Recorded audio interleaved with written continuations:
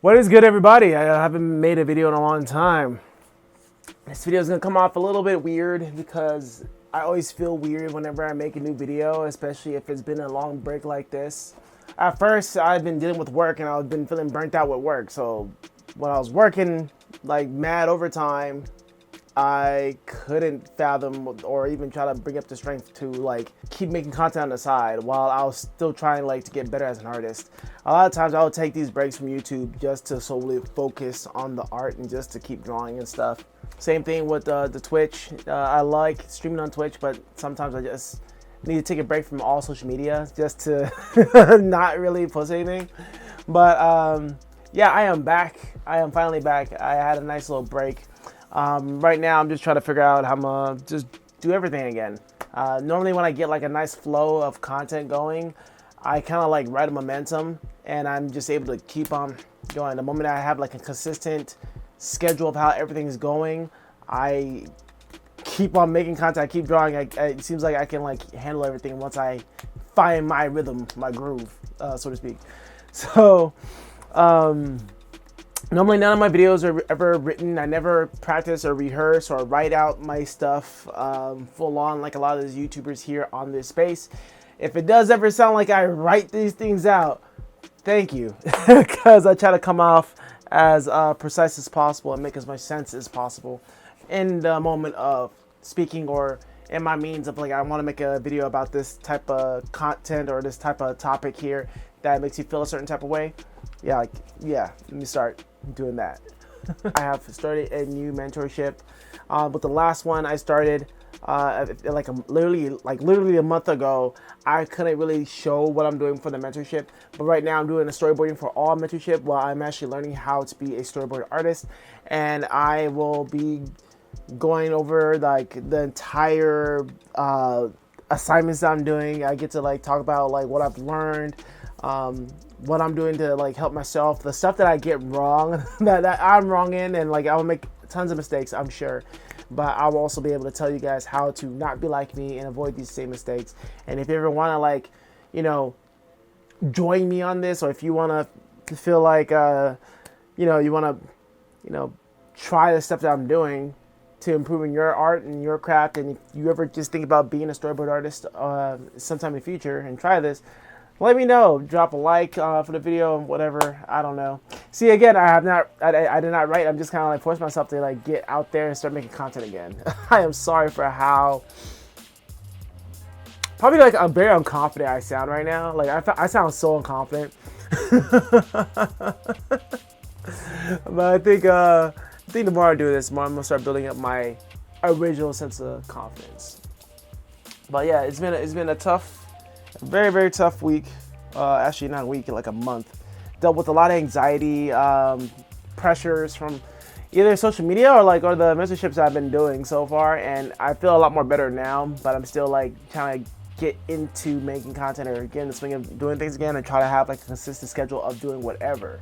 So right after this, I am planning on streaming on Twitch and TikTok and trying to get into it. I'm doing a new mentorship. I get to talk about it. It's storyboarding for all. Found it on TikTok. An amazing friend helped shout me out for it. Katrin, I mentioned her in the last video, especially when I was talking about trying to do Storyboard Pro stuff. I still want to continue working on Storyboard Pro, but I have homework and studies to get through first, which takes up most of my time in the day. And then if I have any like energy left, I'll do everything else. I'm going back to making content again about certain books that I have. I know I haven't done like a few books that I own.